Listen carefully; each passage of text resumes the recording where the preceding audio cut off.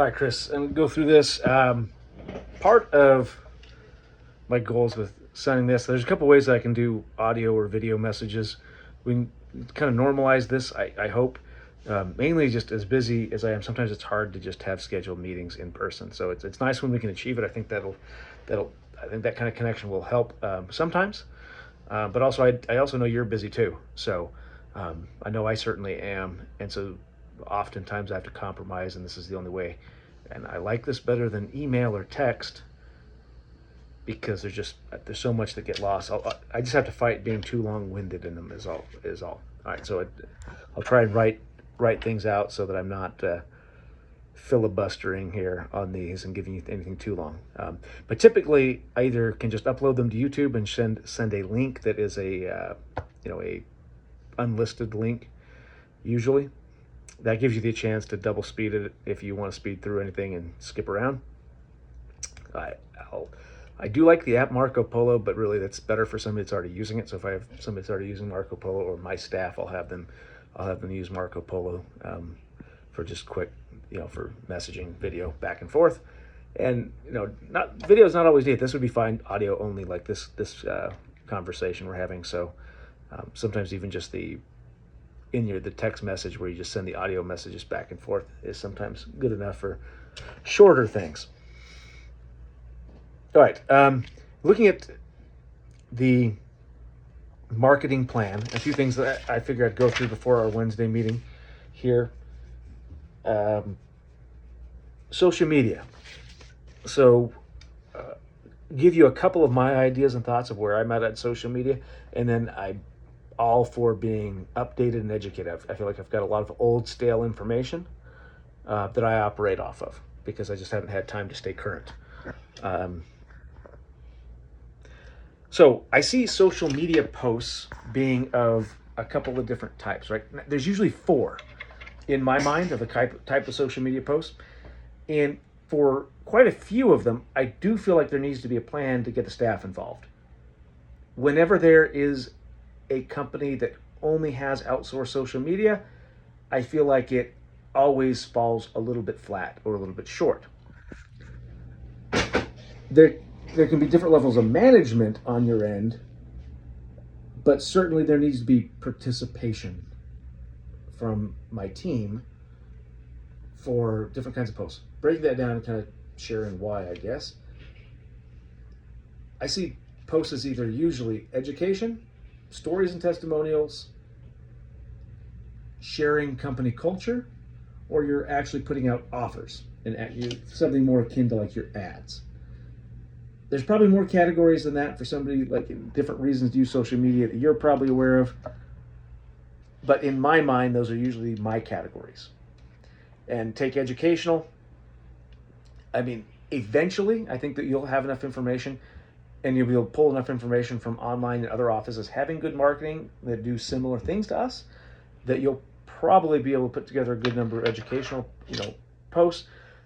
But even there, again, video, I feel like video probably is still a lot more impactful than just, quick messages, social media messages. I think that if we're bothering to post it on social media, we want it to be relevant and informational enough that people would want it in their feed. I believe the feeds are getting more, as time goes on, they get better and better about ignoring companies that you might follow, but you don't bother to engage with what they're posting. So if we're posting educational content, I'd want it to be useful enough and relevant to people so they'd find it interesting. I think stories and testimonials kind of can fill that. Stories and testimonials, especially sharing nice transformations, especially if you focus on the story on how that improved their life.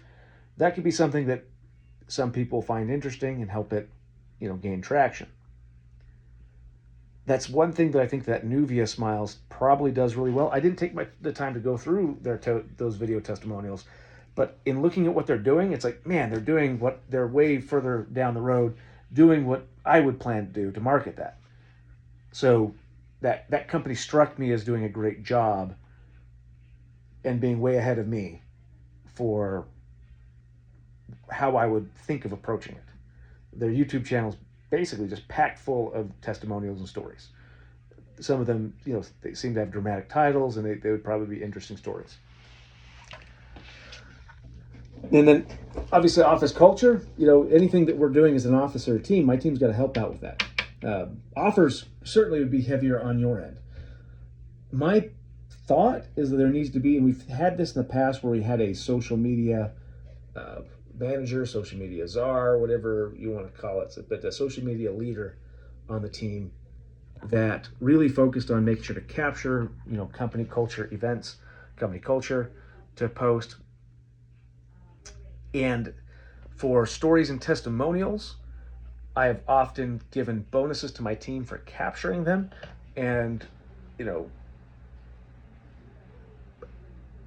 I guess discounts or money off of treatment for patients that would share their story. I would think for a lot of these these cases and the things that we're trying to market, I would like to just standardize it that my team knows that if the patient offers it, they have anywhere between 1 to 3, maybe on really big case up to $500. That is a discount to the patient if they're willing to sign a waiver and have their story shared with marketing and whatnot, if they're willing to shoot a video. And then the team member would get some kind of a bonus, so that's like $20 cash, maybe more, depends on how often we're doing this and what the impact is, how much I could bonus them. But around $20 is usually enough that they're highly motivated to grab a video. For the quality of those videos, depending on how many there are, it's something to think about. I have 3 levels I see in terms of quality. Obviously, you have in here 1 video a month. I don't think that's the kind of video that we're shooting here with that 1 video a month, though. I have a gentleman that we're using for videos right now for Pinnacle. He helps do some of the little bit of editing and pulling it together, and it is only $100 a video. And I think that he does a decent job of pulling together that video. And so maybe some of those cases warrant that. We have to schedule around that guy in order to get that video shot. And then the lowest level of video, and this is what we've done in the past. So if you go to, I've got a YouTube page, and most of the other patient testimonials, minus the one that's on our banner videos on our website, they're all shot just tripod, phone, lapel mic. That usually is just a cable lapel mic that plugged directly into the phone. So I don't know if you have thoughts on that, but that's how we've gathered those in the past when we used to be good on it. It's been at least 3 or so years since we've really been remotely good at trying to grab any video or any content like that. Our social media has been dead for a while also. Okay, so that's my thoughts on social media. Just kind of catching up to where we're at. That way we can start our conversation with you already knowing my starting point, and then you can catch me up to speed a little bit and help set some of our goals. For email marketing, one thing I do have concern about is how much I hit existing patients and what the marketing should be. Let me rephrase this. I picture trying to get different lists, and especially as we are doing this marketing where we're targeting those big cases and people that follow the links that are interested in those big cases, especially if we can have online mechanisms in order to capture emails. So if we have funnels, and the main idea of some of the funnels is at one stage in the funnel, you're getting a hold of emails so that we're obtaining emails for retargeting and for throwing it into your email marketing campaign on potential patients. I look at that population a little bit differently, especially if they're responding to specific ads on that large treatment. We'd want to have them in a funnel that really kind of is a sales funnel for the email. We want them to have them on an email list that's kind of focused on the stuff that they're interested in, I guess is what I'm saying, and really highlighting those high-end services. I feel like existing patients that are active existing, I'd market to them differently. And then patients that have been active in the past but are no longer active, I would their email series would maybe be different. Am I just trying to activate them and get them back into the practice? Are we trying to hit them all with what we're, some things that we're good at? If it's an existing patient, I do worry about hitting them so much that when I need them to confirm their appointment stuff, they don't respond to us. That's all. There's trade-offs there, so let's talk about the trade-offs and just make a call. And do we want to split the list and think about different lists in a different way? Let's see. And we'll move on from that one. I think I already covered all that. Get on the camera. I don't know why all of a sudden nose is all itchy. All right, so let's address the lead qualification just a little bit, and then we can talk about this more in person. And I don't necessarily need a response on this video, being we're going to meet on Wednesday. This could just serve as a little bit of a primer, get you thinking. If you have any specific information that you want me to gather or help with prior to then, you can send me that. I'll have a little bit more time today. Tomorrow I'll be slammed, but I can do some further preparing before our meeting on Wednesday. On lead qualification, I really think about this especially towards bigger treatment. That Nuvia funnel that I sent over, I found interesting. I feel this as I am sitting down and dedicating a lot of my time to certain cases, and I don't mind it. It's an important job, and I do I do it well. But I have to spend my time somewhere where I'm going to be the most impactful, because I feel like I'm really good at what I do. But then I spend a lot of my time not doing that thing that I'm exceptional at, but just talking to a lot of people about potentially moving forward with that thing that I'm exceptionally good at, with only a small percentage of them actually being able to move forward with it. And we have multiple ways we can help people. Like, I have ways that I can help people with $60,000+ treatment plans, $70,000 for doing full implants, things like that. But for a lot of those same people, I can, we do a good job, even though it's not the ideal place for somebody that's looking for all of their teeth to be replaced. We can do a great job getting them all their teeth replaced closer to like $5,000, and then depending on whatever insurance is going to do for them. So we don't only need to do those bigger plans, but it takes a lot of time to have those conversations. And I have people that will come in interested in those things, and we spend a lot of time talking about it. And I get to the cost at toward the end, which is kind of a standard way to talk about things. I've been trying to bump it up a little bit earlier, give a good introduction, give the value, and then just give ballparks. That way I can have them have an idea. It's like, all right, what do you think about that? And then from there, I can decide whether I spend more of my time. But with better lead qualification, my hope is that I don't waste so much of my time talking to people that won't move forward. And if they could have had that information earlier, it would have helped them, guide them into asking for something that was a better fit for them earlier. So I think about that on, smile rehabilitations, smile makeovers, full mouth implants, and big implant treatment plans. So some of those bigger things, if it's either educational, I'm picturing if it's educational and you're talking about the benefits and things like that, the cost is just something that you would include in that educational material. That'd be something we talk freely about with any educational social media videos or anything else. When you're looking at sales funnels, that maybe it was a ad with a testimonial or a story that somebody's responding to, when they're clicking through and they're landing on a page that's going to be kind of that sales funnel that has the ultimate goal of getting them scheduled.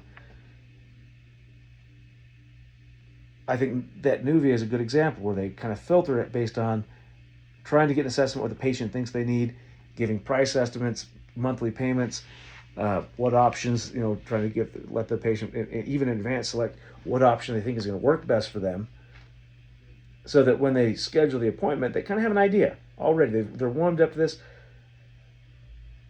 In most sales processes, if you hit with a price before you've cemented value, then the price always seems too much.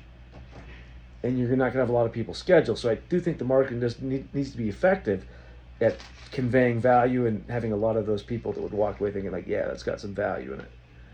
I do want to schedule for this, and then if they go with the price, like, dang, that's more expensive than I thought, but I can do $600 a month, and I want this is what I want.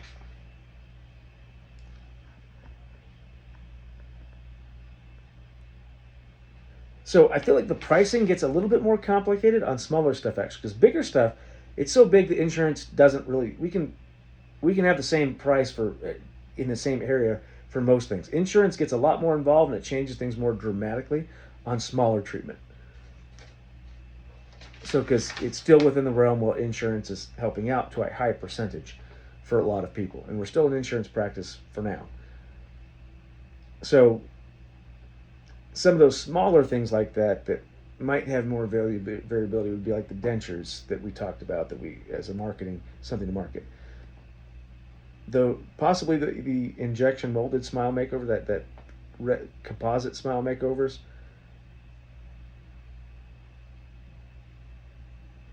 those, if we do build insurance on those, which is a little bit gray, we could talk about that later, but obviously marketing will be cleaner if we can give kind of clean pricing on it. And then if we bill somebody's insurance and it comes in less, then maybe that's okay. It just, by not marketing it as being as low as blank, we might get less people to convert and show up in the first place. But maybe it's better to do that and just market a little bit broader, capture people that are interested, can pay the full amount. And if some of them come in and their insurance helps out a little bit with that, it saves them money, and that's great. There's obviously other ways to qualify in terms of time. They got to have the time to sit in the chair. They can't be so anxious they're scared to move forward. So there's other qualifications, but obviously the biggest one that really you have to address is the money. But at the end of that funnel, I think that you would kind of address some of those things. Like, this is the number of, usually looking at these kind of visits, this kind of price, monthly payments, but between this and this, with these kinds of options, in which they're choosing the option that works best with them in order to move forward in the funnel, without feeling like they're locking themselves in, so that they won't be scared to move forward. Anyways, I think that's right now. That's as mature as my thoughts are with lead qualification. I know that I have the reasons that I want it. I get exhausted seeing so many exams. I feel like I see a ton of exams. And a lot of times just coming through hygiene. So I plan on having, other dentists, some of our other dentists that see most of the exams. I'm going to quit seeing most of the hygiene exams. And the dentists that are capable of the more complicated treatment, the advanced stuff like that, have those dentists start trying to focus more of their time on that. And some of the younger dentists will do more of the hygiene exams and routine basic dentistry. And yeah, I don't have it figured out exactly like the steps. I haven't thought about it in terms of what each page would be on a marketing funnel, other than really liking the Nuvia one that I sent you. My thoughts on it aren't that mature yet.